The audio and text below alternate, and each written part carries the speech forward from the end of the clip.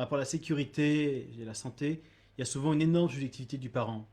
Prenez un parent qui a genre un passé assez difficile avec la nourriture, comme ça, ou voilà, il va dire, écoute, mon enfant, il faut qu'il mange de bonbons parce que sinon il va être obèse, il va avoir des problèmes de santé, il va être voilà, en carence, en machin. Par sécurité, on va pas faire ça. Alors qu'un autre parent qui n'a pas eu ces antécédents-là ne trouvera pas que c'est un problème de sécurité. Il y a beaucoup de convictions personnelles Mm.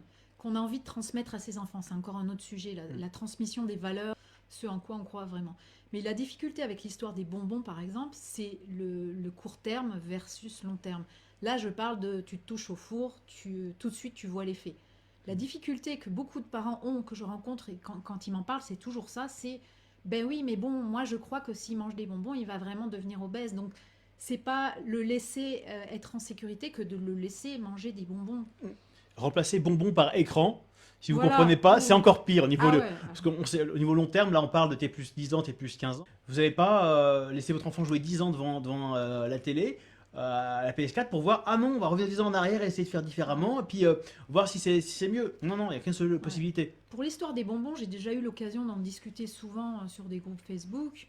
Moi, ce que je dis, c'est que nous, il n'y a pas de restriction sur les bonbons ici.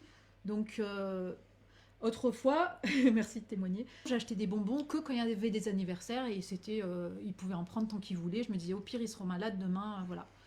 Donc, je contrôlais encore ça. Et maintenant, je me suis rendu compte, d'ailleurs, c'était par rapport à toi et le Nutella. Je peux raconter ça? Oui.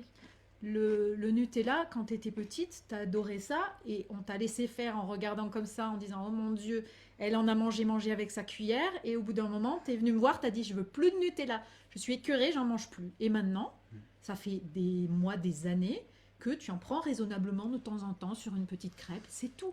Et je veux dire, c'est parce qu'elle a fait l'expérience du dégoût qu'elle a pu se réguler elle-même tout en sachant qu'elle pouvait y accéder. Là, on a du Nutella dans les placards. Je veux dire, ils sont pas toute la journée en train d'être assis dans le placard en train de se manger du Nutella. Je pense que le corps se régule tout seul. Si vous connaissez pas, le docteur Zermati expliquait qu'en fait, le corps, si on le respecte vraiment, et ça va dans notre courant de pensée, si on respecte vraiment le corps dans ses besoins, si on écoute vraiment ses besoins, on devrait arriver des fois à avoir des envies de salade, des envies de fruits, qui vont contrebalancer avec, par exemple, si on a mangé trop de gâteaux, de machin, 3 jours après, on va s'équilibrer tout seul. Et si on écoute notre envie, on va avoir envie de fraîcheur, envie de salade, envie de jus de fruits, envie de... Voilà.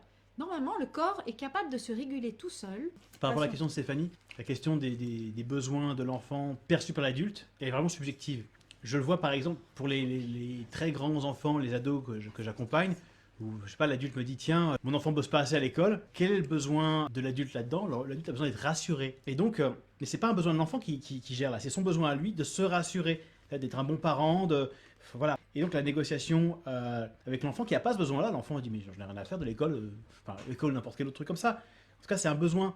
C'est pas vraiment un besoin pour l'enfant, c'est un truc que l'adulte perçoit, qui le rassure, mais qui se passe chez l'enfant. Donc il y a une erreur de responsabilité, il y a un paradoxe dedans. Et donc voilà, le truc c'est, ça me rassurerait vraiment si, voilà. Voilà. Mais c'est pas j'ai besoin que tu, non non. Mm. Quand tu bats tes devoirs, quand tu vois que tu as des mauvaises notes, moi j'ai peur pour toi, j'ai peur. Et même si on ne croit pas la même chose, donc ça peut amener des dissensions, ben on peut faire une concession. Écoute, si ça te rassure, voilà, et je ferai mon devoir de maths 2 jours en avance pour pas le faire à l'arrache. Voilà, moi j'en ai rien à battre, mais bon, ça te rassurera, voilà, ça te va comme ça. J'y crois toujours pas plus en l'école, hein, mais ça te va, mais pas Ouais. plus que ça, hein. Nous, on aime bien faire ça parce qu'au moins c'est clair. Et moi, ça m'est arrivé plein de fois, avec mon fils notamment, de lui dire voilà, toi, je vois que t'en as rien à fiche de ça. Moi, je suis super mal et c'est vraiment mon problème. Je me sentirais vraiment rassurée si, par exemple, tu faisais un peu ton travail ou si Mm. tu veux bien.